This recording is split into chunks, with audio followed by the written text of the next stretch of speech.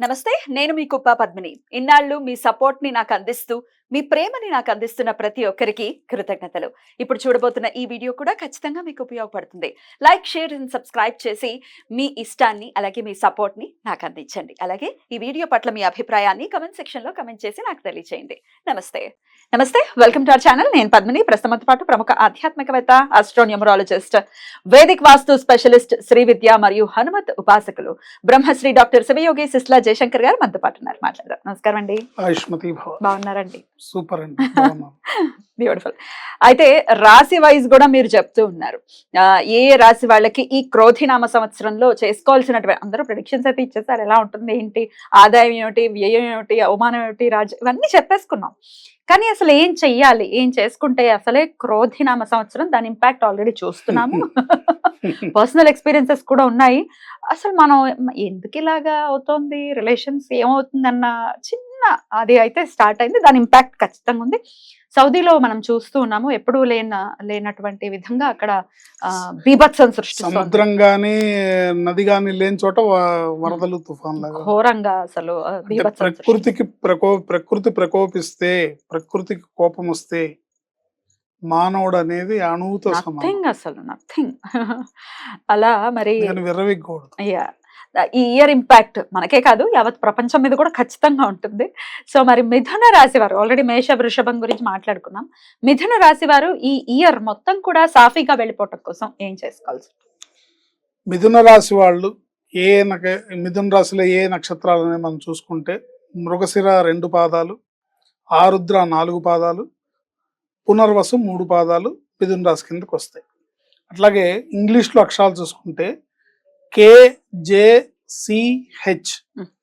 అంటే నామ నక్షత్రం. అంటే వాళ్ళకి జాతకం తెలియదు, నామ నక్షత్రం చూసుకుంటున్నాం అంటే మేము అనుకునే వాళ్ళకి KJCH అనేవాళ్ళు. తర్వాత మిథున లగ్నం, మీ రాశి ఏదైనా సరే లగ్నం బాగా పనిచేస్తుంది, మనిషి మీద ప్రభావం చూపిస్తుంది. సో ఒకవేళ మీరు మిథున లగ్నంలో పుట్టుంటే ఈ ప్రభావం అనేది ఉంటుంది. ఈ సంవత్సరం వీళ్ళకి చాలా బాగుంది, మంచి యోగదాయకంగా ఉంది. బాగా డబ్బులు వస్తాయి, బాగా సక్సెస్ అవుతారు. ముఖ్యంగా చూసుకుంటే ఉద్యోగస్తులకి అవార్డుల మీద అవార్డులు, రివార్డుల మీద రివార్డులు, సత్కారాలు, సన్మానాలు ఇలాంటివన్నీ కూడా జరుగుతుంటాయి. చాలా మంచి యోగకాలం వాళ్ళకి, బాగా డబ్బులు వస్తాయి. కానీ విషయం ఏంటంటే బాగా ఖర్చు కూడా అవుతాయి, బాగా ఖర్చు పెట్టిస్తుంది అనమాట. అందుకని ఏం చేయాలంటే వీళ్ళు తెలివిగా ఈ డబ్బుని ఏదైతే ఉందో దాన్ని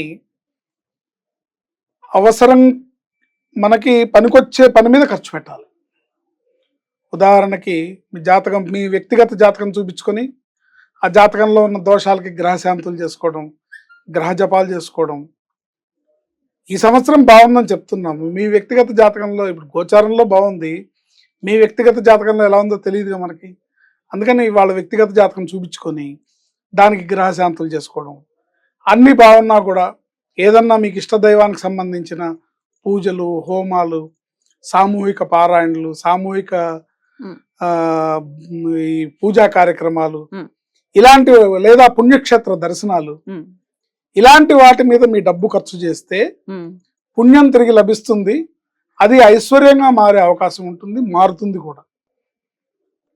లేదా మనం లోభించి డబ్బు వచ్చినట్టు దాచుకోవాలని కనుక చూస్తే కనుక ఆ డబ్బు తీసుకెళ్ళి ఏదో కారణంతో కుటుంబ సభ్యుల్లో ఎవరైతే జాతకం బాలేని వాళ్ళు ఉంటారో, ఎవరికైతే యోగకాలం నడవట్లేదు, వాళ్ళకి ఏదో సమస్య వచ్చో, అనారోగ్య సమస్య వచ్చో, ఏదో జరుగో ఈ డబ్బంతా కూడా హాస్పిటల్స్కి, మందులకి పెట్టాల్సిన పరిస్థితి ఏర్పడుతుంది. లోభత్వం పనికిరాదు. అందుకని మీకు డబ్బులు వస్తే చక్కగా ఏదన్నా మంచి సత్కార్యాలు, మంచి పనులకు వినియోగించండి. అది మీకు పుణ్యం, పురుషార్థ రూపంలో వడ్డీతో సహా, ఐశ్వర్యం అనే వడ్డీతో సహా మీకు తిరిగి సంప్రాప్తిస్తుంది. ఇందులో ఎటువంటి సందేహం లేదు. విద్యార్థులకు కూడా చాలా మంచి యోగకాలం. సో విద్యార్థులు ఎవరైతే ఈ రాశిలో ఉన్న వాళ్ళు ఉంటారో వాళ్ళు ఈ సంవత్సరం అంతా చేయాల్సిన పని ఏంటంటే, మీరు తెల్లవారుజామున లేచి పుస్తకం పట్టుకొని చదవటం ప్రారంభిస్తే చాలు. మీరు చేస్తే తప్పకుండా యావరేజ్ స్టూడెంట్ కూడా ఉన్నత ఫలితాలను పొంది ఉన్నత స్థాయిలో ఉత్తీర్ణత పొందే అవకాశం ఉంటుంది. సో ఈ సంవత్సరం అంతా కూడా విద్యార్థులు, ఈ మిథున రాశిలో ఉన్న విద్యార్థులందరూ కూడా దక్షిణామూర్తి స్తోత్రాన్ని, దక్షిణామూర్తి స్వామిని ఏంటి గురవే సర్వలోకానాం భిషజే భవరోగిణాం నిధయే సర్వవిద్యానాం శ్రీ దక్షిణామూర్తయే నమః అనే శ్లోకంతో స్వామివారిని మీరు రోజుకు 11 సార్లు జపించి స్వామివారిని పూజించి ధ్యానిస్తే బ్రహ్మాండమైన ఉత్తమమైన ఫలితాలను పొందుతారు. అంటే మీరు దక్షిణామూర్తి స్వామిని ధ్యానించకపోయినా ఈ సంవత్సరం బాగుంది కాబట్టి ఉత్తీర్ణులు అవుతారు.